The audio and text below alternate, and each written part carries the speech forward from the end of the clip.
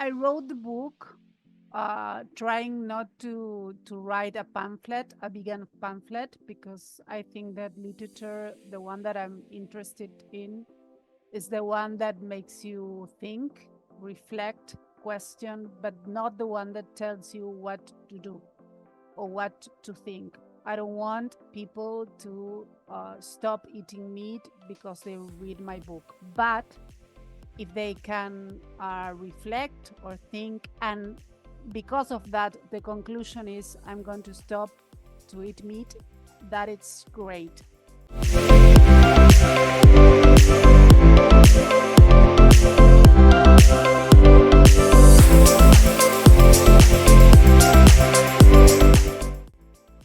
Hey peeps, welcome to the Literary Lounge, where we have honest conversations with authors about life, literature, and the spaces in between. The guest I have with me here today has left her readers questioning everything they believe in.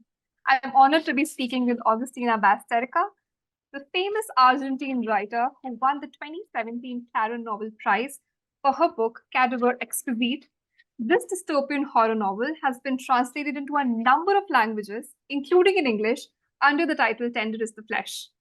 What's more, you ask? Well, upon its English language release, Tender is the Flesh went on to become a viral sensation on TikTok, and many people I've heard and read about have actually given up on eating meat. In other words, Augustina Bazterrica's novel is creating a stir among readers, with them asking important questions, reflecting on their eating habits and the dynamics of the society that we live in. So thank you so much, Augustina, for being here with me today. It's an honor and a privilege to have you here with me speaking about your book. How are you doing?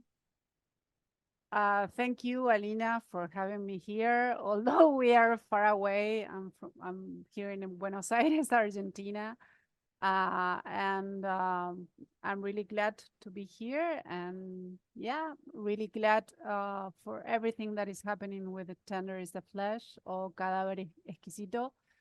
It was translated to 28 languages, which is a lot, a lot. And here in Argentina, they teach the book at schools also, which is something really significant because it's not part of the official program, but teachers, they just read it and they teach the book to the students. And I went and spoke to a lot of schools now, like 80 schools in person or by Zoom during the pandemic. So really grateful for everything that is happening with this book, really. I'm absolutely amazed to hear that so many schools are actually taking this book as Yeah. a part of their education. It's actually important, I think, that these kinds of conversations come up in schools itself so that the children start thinking about it at a very young age. Yeah, I can show you, for example, this is the book here in Argentina. And this book was given to me by a school, and it's all written by students that they send me greetings or tell me things, like this is one example. But also here I have a picture that was made by a student in a school. Wow. Yeah. This is beautiful. Yeah, and I have a lot of, for example, here I have this finger that was made in another school. Like, can you see the Ah, finger? yes. Yes. And these are eyes and Oh my teeth. God. This is a reference to your book, right? Where there is Yeah, a description where Marcus is eating fingers. yeah. Oh my God. So they in some school they receive me with they're all dress up like the different characters in the book, and I go and speak to a lot of schools, private schools, schools from the state without any money in really poor neighborhoods. I go everywhere. And recently, I also spoke to schools in Mexico by Zoom, you know, in Mexico, Venezuela, Colombia, different parts. So yeah, it's incredible what is happening. I'm really, really, really glad. Wow. I'm absolutely amazed at that. I hope that they start teaching books like this in India as well, because it would be a very, very good change for people here. A lot of people already like don't consume meat because of religious values, but there is still a large section of people who are consuming meat on a very regular basis. So I think conversations like this need to happen so that we start humanizing meat first, because that has been desensitized by a lot of people. People are not actually looking at meat as if that was an animal before, and which is why they consume it so frequently. I myself, being a Muslim, have been eating meat ever since I was a kid. But now I've started questioning all of this around me. I started looking at meat for what it was before it was cooked. It was actually a being that had to be slaughtered, and then only I got it at my place. Yeah, I mean, I wrote the book trying not to write a pamphlet, a vegan pamphlet, because I think that literature, the one that I'm interested in, is the one that makes you think, reflect, question, but not the one that tells you what to do or what to think. I don't want people to stop eating meat because they read my book. But if they can reflect or think, and because of that, the conclusion is I'm going to stop to eat meat, that it's great. I'm a vegetarian, but I'm not a fanatic at all. My husband eats meat. I live in Argentina. Here, everybody eats meat. The barbecues are like sacred rituals. People love their meat, and now it's easier. But when I started being a vegetarian like 10 years ago, it was more difficult because you don't have any options. Um, but here, being a vegetarian, it is difficult. And when I wrote the novel, I write it because I stopped eating meat. So what happened was that I start how you say naturalizing. I didn't naturalize the eating of the meat. So what I think was, when I thought at that moment, was this steak is a part of a corpse. So this, this meat comes from an animal that didn't want to be dead, to be killed. And the other thing that I thought was that we are meat and we are animals. We forget about that. So as well as you can see in the, how you say, butcher place, hanging parts of cows or chickens or pigs, you can see also, I imagine, parts of humans. So there I had the first idea of creating a society where cannibalism is legalized. But I didn't have the idea for the novel. The story for the novel. I had the idea, but I didn't have the story, of Marcos. So I started researching for 6 months about cannibalism, about animal rights, and about how the slaughterhouse works. And with that research, I start writing. But again, it's not that I think that everyone has to be a vegan. I think that people have different realities. The human body is so marvelous, but so different, because there are people that don't process the food the way others do. So maybe some people, they need to eat meat, or maybe not. But the point is, if you can reflect about that, and maybe start changing things in your life, like maybe eat less meat, or try to buy the meat from, I don't know, producers that take care of the cows or the pigs or whatever. Any change that you can make, I think it will be positive. That's very true. I think even small changes would go a long way in making a big change in the society at a later point. Yeah, Um, because what? sorry, the other thing that I tried to work in the book, it's about how we eat each other in a symbolic way, you know. um like the cannibalism is symbolic. So if you can be less cruel with the animals, with nature, and with other humans, you are making a change. You are like enlightening the matrix, you know. What I do is I try to write about the things that obsess me. And one of the things that do obsess me, and I wrote also in the new novel, it's why we believe in the things that we believe. So in the case of Tender is the Flesh, is why people can be convinced of eating human meat. Yeah. And in the case of Las Indignas is a new novel that was published last year in September. The translation would be The Unworthy.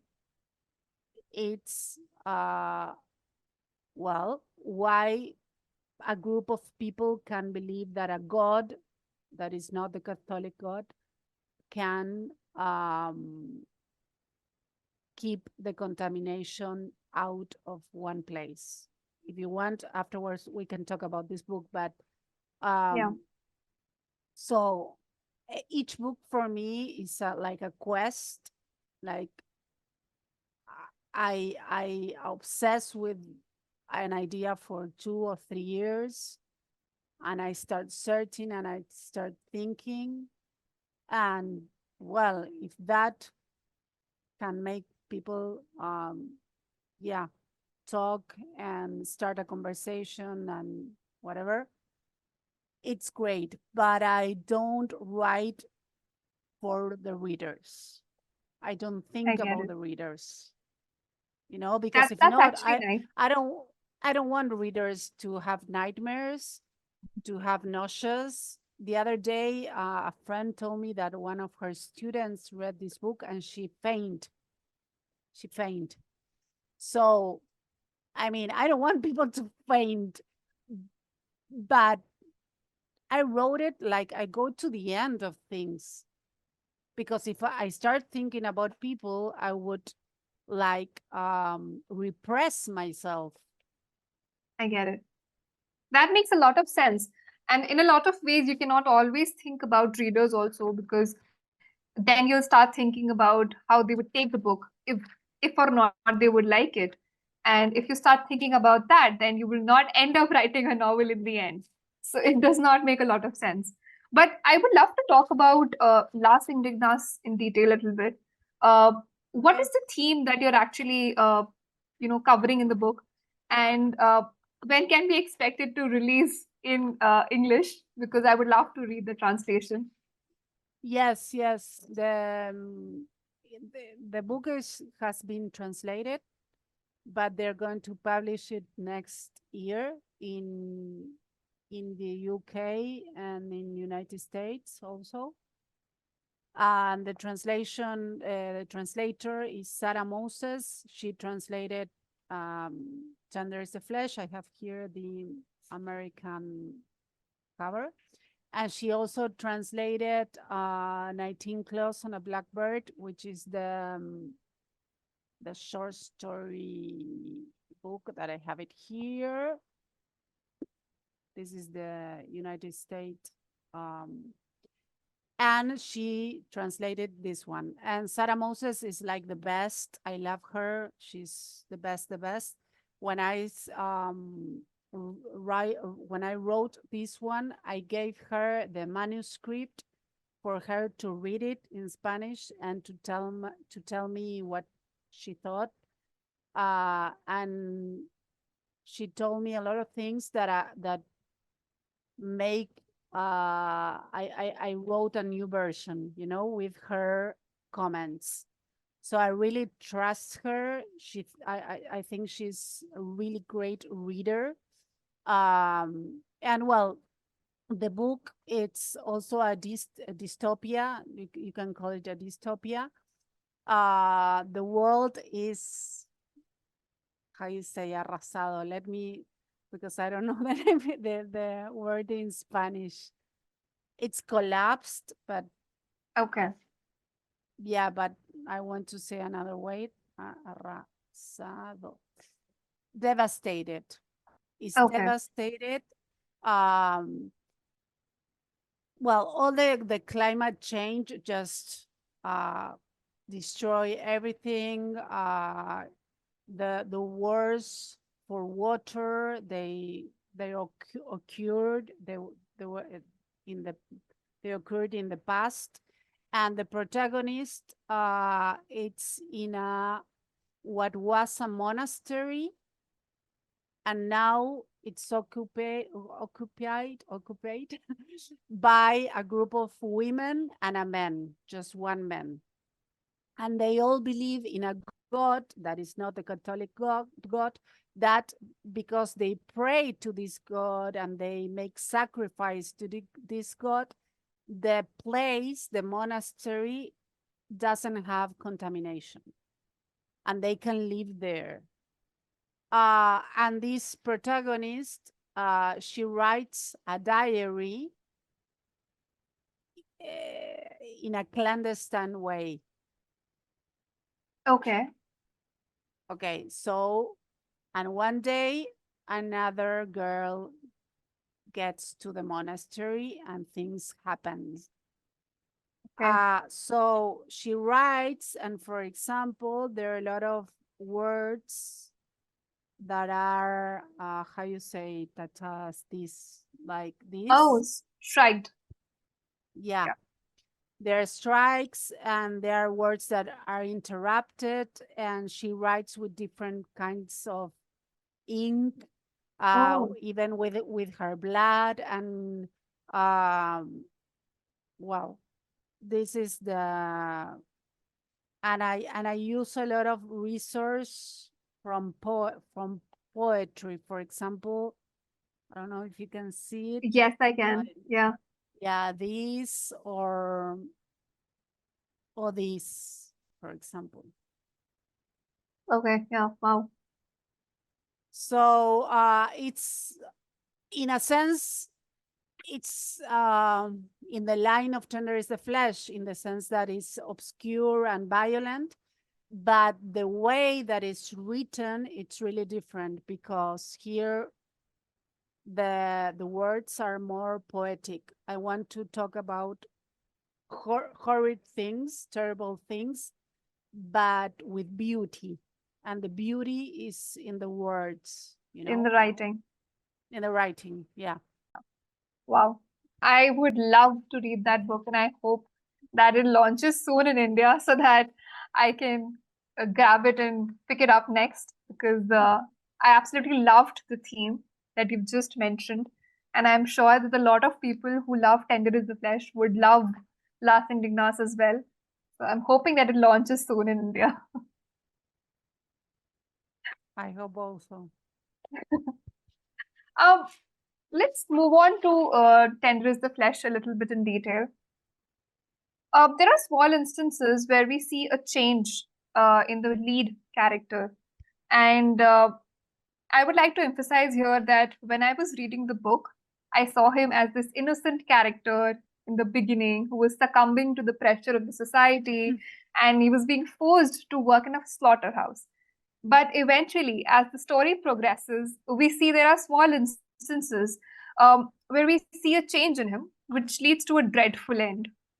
How difficult was it for you to write about a complex character like Marcos Tejo and somebody who wants to be morally correct, but is unable to find the fine line between what's correct and what isn't, and ends up making devastating choices? It wasn't difficult at all because, I mean, in a sense, for me, writing it is difficult. It's not that I'm a slow writer.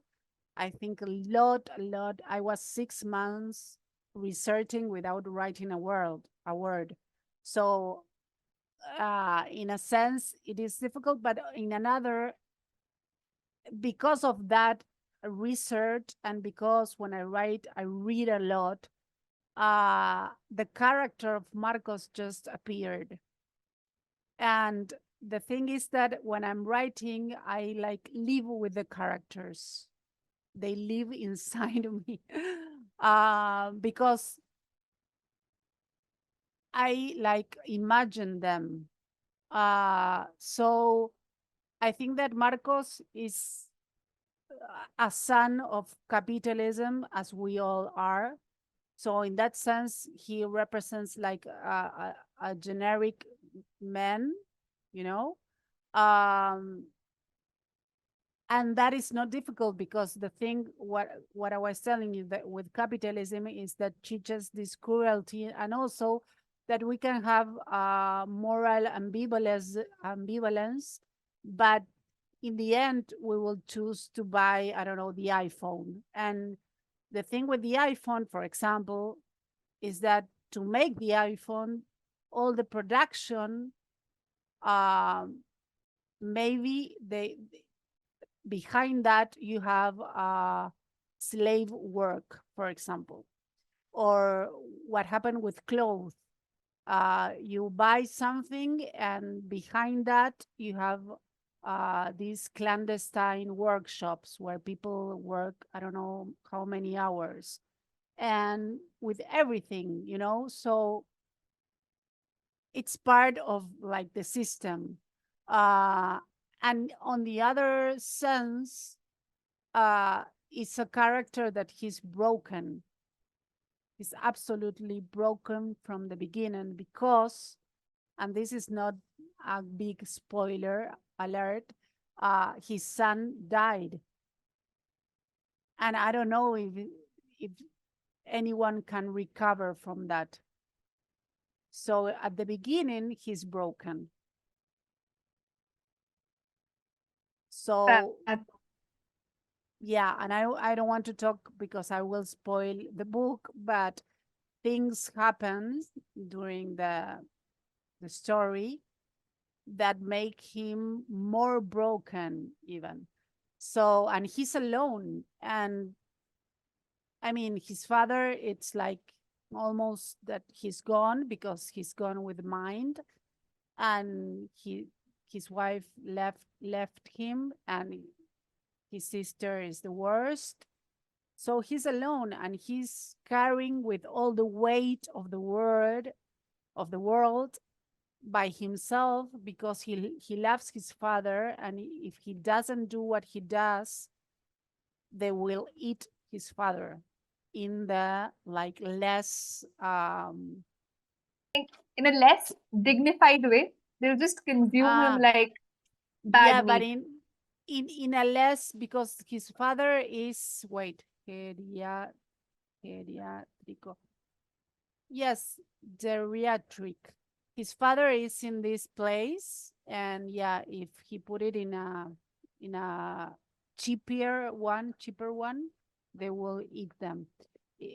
So, I mean, that is the character, and you have the ending. I will show it in English. Anticipate it before you begin the novel. Here. Oh, You yes. have the ending. Yeah. So if you finish the book and you go here, you will see that I was talking about the ending. And you have a lot of like I don't know how you say it, pistas, leads, little leads about the Links, ending. Yes. a lot of No, links in the book. link, yeah, about the endings, about the ending. So, but not so much that you get to the ending and you're not surprised. But of course, what I try to do is to lead the reader to a place, and then, well, it's like a surprise. But if you reread it, that surprise, you will understand that I was talking about the ending in the beginning. And That also, does. for example, the how you say la piedra, the rock that he has on the chest, that is a Yes, symbol. yes. There you have like, you know, I have been underlined sections of that. Like I underlined the rock sections where he says that there's a stone in my chest and I'm unable to breathe properly. And especially when he goes to his sister's place at his father's funeral, and that is the instance where it just crushes him so much that he's unable to stay there, and then he has to get out of the place to finally find some air to breathe. And when he cries and he breaks down, that is when the stone lifts from his chest and he's able to breathe. That's a very, very good reference in terms of how people react in such situations when they're broken, when they don't know what exactly should be the next step in life. yeah, because the connection with love, he has it with his father, and his father dies, and that connection is broken, and it's like the step for what happens at the end, you know. But also the dreams that he has two dreams. They are Yes, also talking about the ending. yes, I mean, nothing, although of course today I will change things of the book because I'm obsessive, and because, but for example, this line from Beckett is yes, also talking, it's also talking about the end. The thing is that I like to work with my books with a lot of like silence and things that readers have to decide. I like the readers to be active ones. So, for example, a reader has to think the virus is a real one or is it an invention? I will never give the answer here, right. but they have to think about that, and they have to take a decision. Another thing, for example, that was really interesting with the translation is that the narrator is a third one focused on Marcos, Yeah, but the narrator never names Marcos. The narrator never says Marcos. And what happened with this translation was that first Sarah translated to English from UK. This is the book, you know? mhm, So she respected that. But when she changed it to the English for United States, mhm. in the publishing house in Scribner, they asked us if the narrator could name Marcos because it would be easier for the reader. And we both say, no, not at all. He will not name it because that silence, it's so important. Maybe the reader will never notice, but in some place he will notice that. And that is part of all the silences on the book. For example, that silence, the silence of the zoo, it's representing a lot of things. What I don't know, I don't remember the name now. Yeah, what Sergio, the man that hit the the heads, I Yes, think okay. What says to the head that you never know, those kind of things are on purpose. So I actually wondered about that also. What did Sergio say to the human, to the heads when he used to hit them, which made them so calm? And I kept thinking about it, and I kept expecting some answer from the book by the end of it. That maybe we will get some answer, but we didn't eventually, and I just had to make up my own answers. What answer do you have? I mean, as a writer, as somebody who has written the book, what do you think he used to say? what answer do you have, like in the for the book in general? No. For Sergio, what do you think Sergio used to say to these heads that Ah, calm them? I think that it doesn't matter what you say, it's how you say it.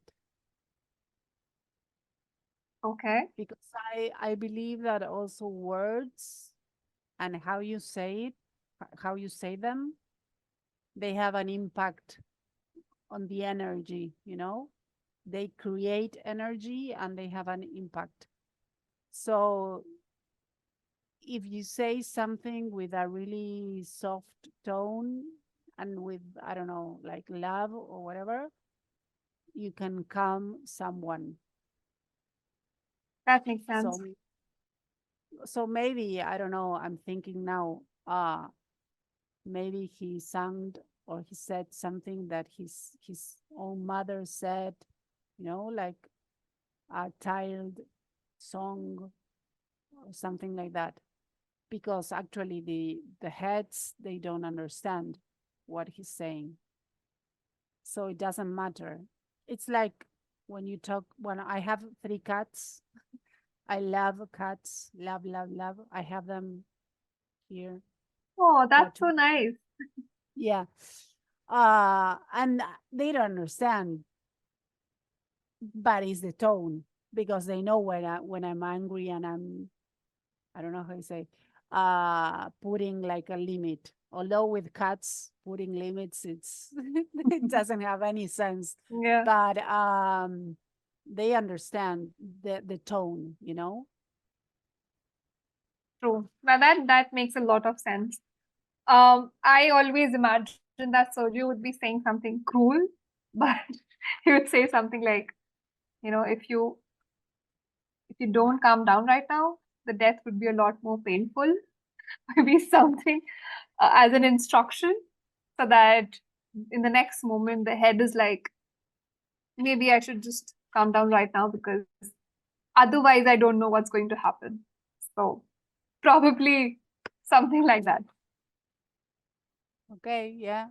But I think they don't reason. They're like animals. That makes sense. That makes sense too. I'll think about it again. Okay. Moving on to my next question. I've noticed in the book that there's a lot of objectification of women in not one, Yes. but a lot of places, which makes you realize that in a world without models, women are the first to suffer. I actually realized this when I was reading the book. And is that one idea that you wanted to portray? And if not, then what was the idea behind this? Yes, of course. I'm a feminist.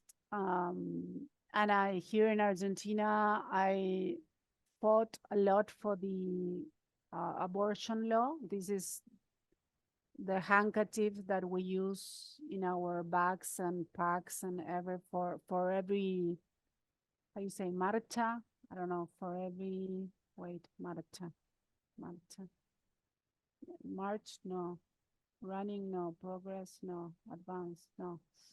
I don't know how you say it. For every The protest on the marches? street. Yes, every protest. Yeah, every protest in the street. So I'm always talking in schools also about patriarchy. It's like part of what capitalism is.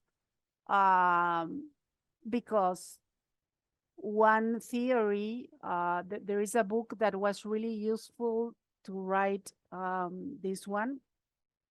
The book is Caliban and the Witch from Silvia Federici. It's an essay, and she talks about theories of why during a lot of time women were burned alive because they accuse them of being witches.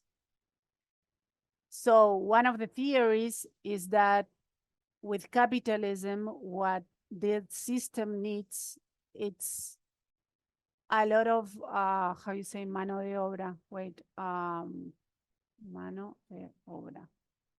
Labor, really cheap labor. So that is why women were released to the houses to have kids. Kids. You know, so the systems are like together. So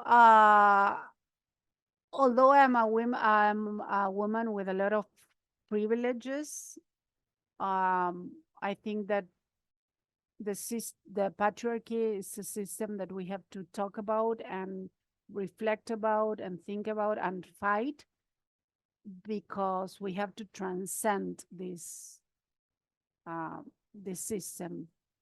And here in Argentina, I don't know in India, but here in Argentina and in Mexico and in Brazil, it's really worst.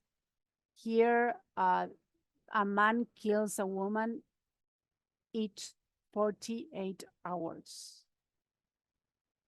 In Mexico, is 3 hours, each 3 hours. That so is pathetic. And what are the causes for this? Femicides. It's really normal that their partners, their boyfriends, their spouse, their husbands kill them because of domestic violence,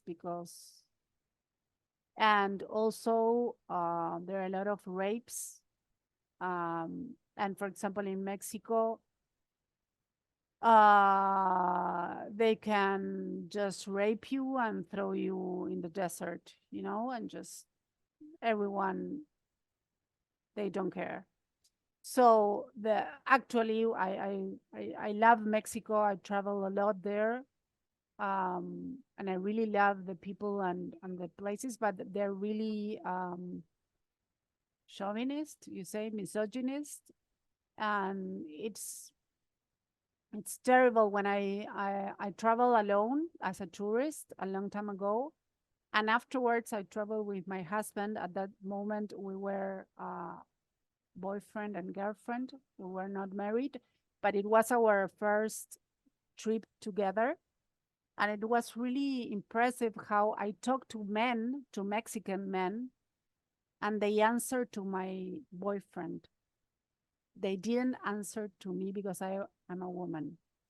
So that is something really like stupid, I guess, but it reflects the society and how it can happen that they kill a woman each 3 hours because they think that it's okay. Men have the permission, you know? So what Jasmine is representing without any vocal cords are all the women that are silenced in the world.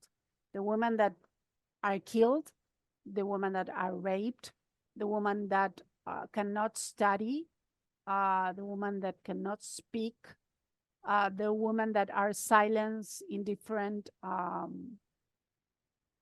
you say, campos, disciplines.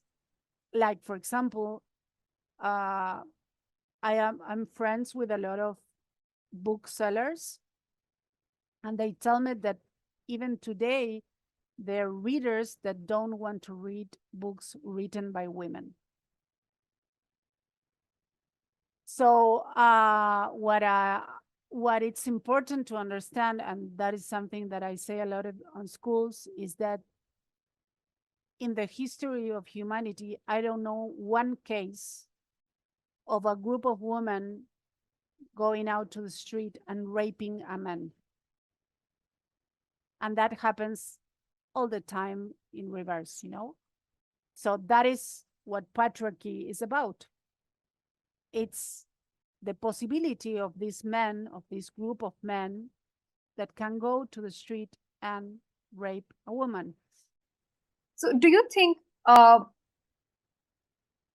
in respect to the book, when I think about Cecilia's character, I think about it as a person who is trying to save her marriage in some ways, but is conflicted when she sees what's happening in the end. And she does not know what's right and what's wrong. Uh, do you think she was also trying to save her marriage on some level? Or was she so immune to people being slaughtered, people being used as meat or eaten as meat, that she did not care?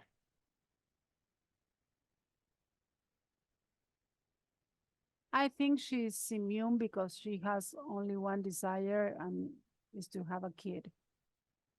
And sometimes in our reality, you have people, persons that they go to really extreme places to get their desire fulfilled.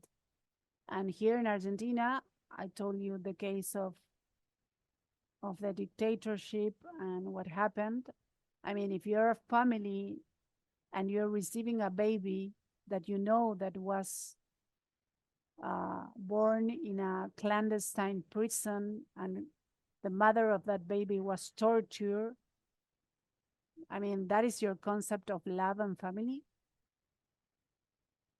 And there are people here also that go to the north of my country, where are places that are really poor, and they pay to women to have kids, and they buy the kids from them.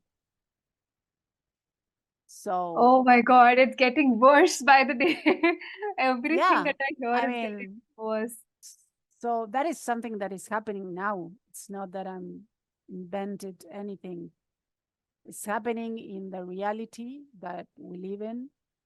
Uh, and so that is like what happens with Cecilia. She tries to have a kid. She lost a kid, and now she sees the opportunity. What I think about that family, and this is my opinion, of course, it's that they will never be a happy family, because the beginning of the family with this new kid, it's an assassination, you know? They kill someone Right. to have that kid. Do you think that you would like to write from the kid's point of view sometime later as a sequel No, to Tender is the Flesh? no, I'm finished with that. I wrote another novel. And I'm searching for a new one, and it has nothing to do. I mean, as I told you, each book for me is a search, a quest, and an obsession. And that obsession, it's finished. And also, I keep on talking about Tender is the Flesh. And although as I told you, I'm really grateful, because that gives me the possibility of knowing a lot of people, of traveling. Last year, I went to Bulgaria, for example. I went to Mexico. I went to Spain. I travel a lot because of the book, and now the new one. But I won't write another thing about that. I mean, I'm done. Okay. In that case, if you had to rewrite Tender is the Flesh today, in today's time, is there something that you would like to change? All of them. All of the book. Because today I have like another I have more readings. I have more tools, writing tools. Because when I wrote Tender is the Flesh, I didn't teach. But when like at the same time that I was finishing the novel, I started teaching workshops. reading and writing workshops. And when you teach, you learn a lot. So now I think that between this novel and Tender is the Flesh, there is a difference in the writing, in the quality of writing. And I think that every book is like the best draft that you can manage, but always you can improve a book, always. So you have to just let it go and publish it, because you can be all your life trying to improve it. But I guess that at the time it was okay. I mean, the other thing with Tender is the Flesh is that I was finishing the book, and my like the wife of my father, she sent me the publicity for the contest that won the book. The Clarín Prize. That is one of the most important prizes in Latin America. And I thought, okay, I'm finishing the book. I will present this book to this prize just to finish it. That was the objective, because I thought I will never win this contest because it's really difficult. So I finished it 10 days before the presenting the book to the contest, and I really at that time reread it and corrected a lot, and then it won the prize. So what happened with this book is that I didn't have time to leave the book rest like for 2 or 3 months, and then read it with another point of view, and it's something that I do with my works, with my text, because if you leave them resting, you can separate yourself from the text, and you can correct the text in a better way. So, but I mean, yeah, you cannot change the past. Sorry? I think that makes a lot of sense. And I think that's a very good process also, that you keep the book, you let the book rest for a while so that you can make changes to it at a later point and then reread it from a new lens, from a new perspective, and then find the errors that somebody else might find when you're reading the book. That's a very good process. Yeah, this is something that I did with this one, for example. I'm excited to read that. The more you talk about it, the more excited I am to read that. In that regard, I would also like to talk about the negative reviews. I'm sure that since so many people have read this book, you might have received a few negative reviews also. And while I was researching about this book, I also came across an anecdote, something that you had shared in a previous interview, where you mentioned that there was a woman who registered a complaint with the Argentine Society of Writers, saying that she thought that the book was an example of gender violence, especially the ending. Can you tell us more about that incident, and has anything else like this happened with you again? Yeah, that was pretty funny in a sense, and it was like how you say halago,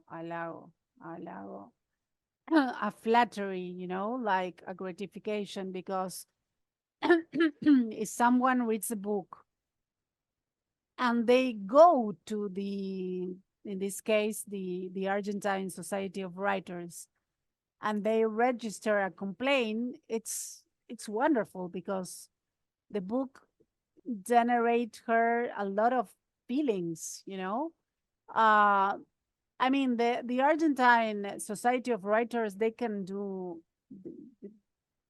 it doesn't have an impact, so it's not that they have They can say, okay, you have to cancel this book, or you have to change the ending or whatever. But it was really funny what she did. Um, and a lot of people react like that. There was a guy that wrote me by the social medias telling me that I was like the worst, that he hated me, and a lot of really violent things. But of course, I didn't answer, and I just blocked because I want. But it was really beautiful in a sense, because also he had all these feelings that he didn't know what to do with them. So because I'm alive and I have social media, he just wrote me, and I think that is a positive thing. What I think is the worst thing that can happen to a book is that you read it and you just forget the book. It doesn't generate any kind of impact or anything at all. That is the worst thing for a book.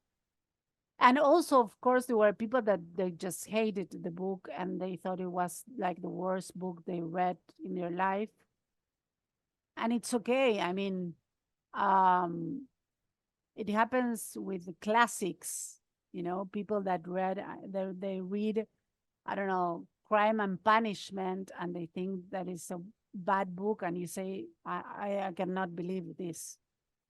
I mean, so it's part of being a reader. There are books that people find fascinating, or that they're bestsellers, or they win a lot of prizes, and I read them and I think that they're the worst. So you never know. I mean, I don't how you say it? Wait, regodear.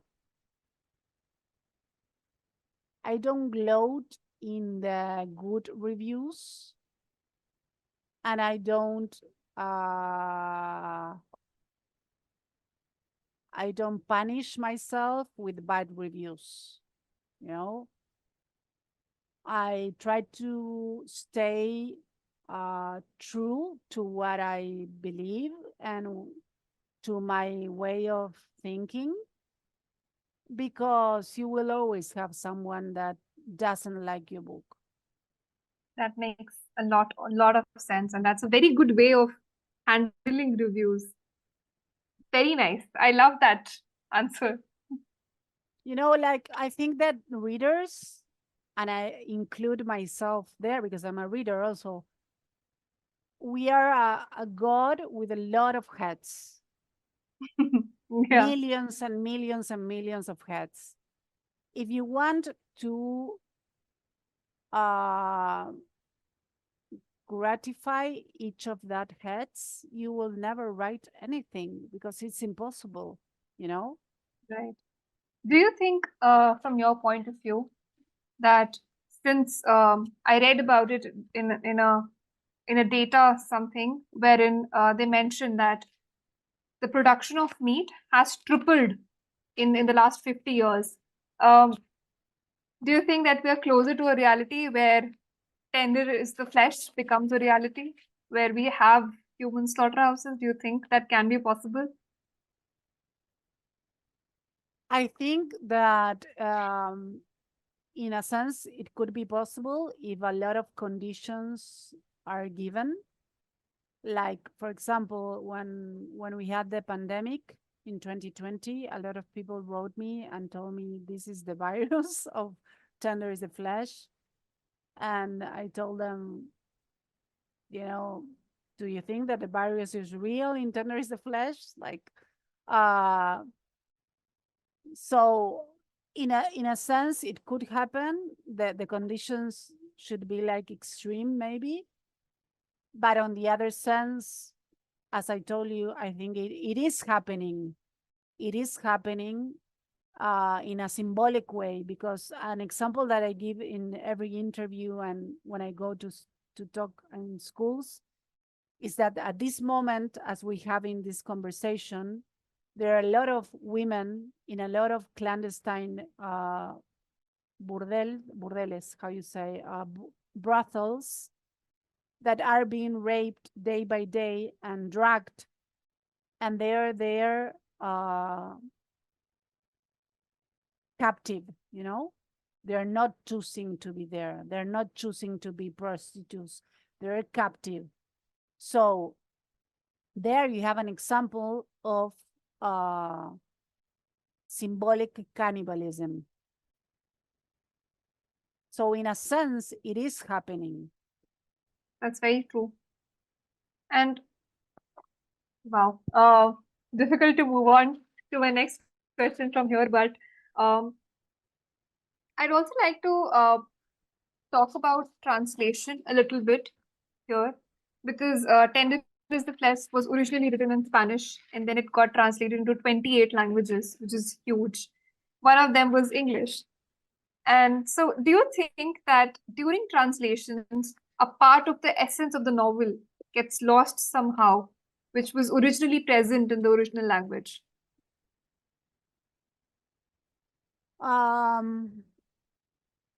I mean, you always lose or gain something in translation because it depends a lot of the work of the translator.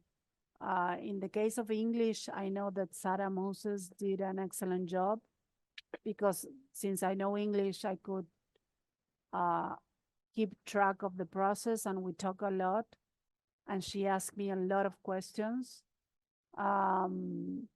But in the other languages, I don't really know. I mean, I know that there was a translation. I won't say the country, but they decided, and they didn't consult me, and they didn't publish this phrase,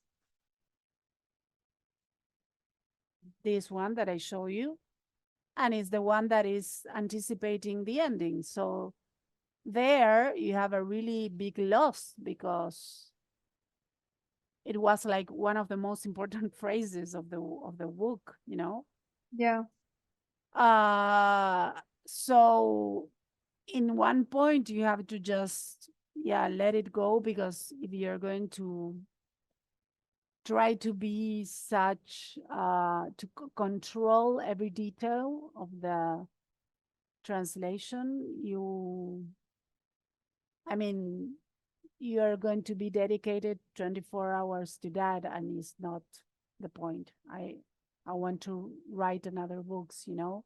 The last question I have from you, and I would love to know that question because we had such an amazing conversation, is that what are the recommendations? What are a few book recommendations that you would like to share with me, with our audience, especially in the dystopian fiction genre? If not that, then other books that you like, top 3, top 5 books that you would like to recommend. The thing that with Dystopia is that maybe I can recommend books, but you won't get them in English because they are not translated. There is an Argentine author that he died really young, and he left 2 Dystopia that are really great, but it's not translated. So I will write it down. His name is Rafael Pinedo. Rafael Pinedo. He wrote Frío Subte y Blob. Frío y Subte is like cold and subway. The cold is the name of one dystopia that it's a novel. It's like a really short novel, and it's really great. And the other one is Subway. It's also a dystopia, and a short one, a novel. And then he left this novel that is called Plop, but he's not translated. But I can recommend a contemporary author. His name is Peter Rock. He's from the United States, and he wrote My Abandonment.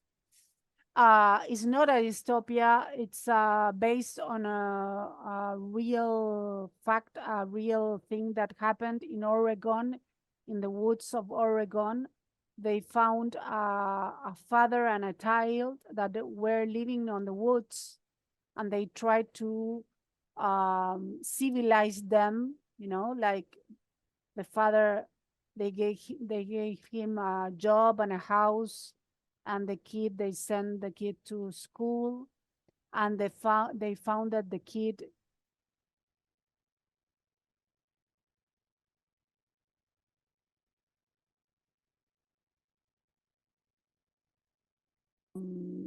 was published on the newspapers, and Peter Rock took that news and wrote this novel that is beautiful, so beautiful. Then the other author that I recommend is, classic Flannery O'Connor. She is also from O'Connor. I don't know how to write it. I think with one C. She's also from United States, and she wrote short stories. Also, of course, Faulkner, also from United States. Faulkner, I love him. There are a lot of Argentine writers, but I don't know if they're translated. Cortázar is one of my favorite authors. I think he's translated. Also, Juan José.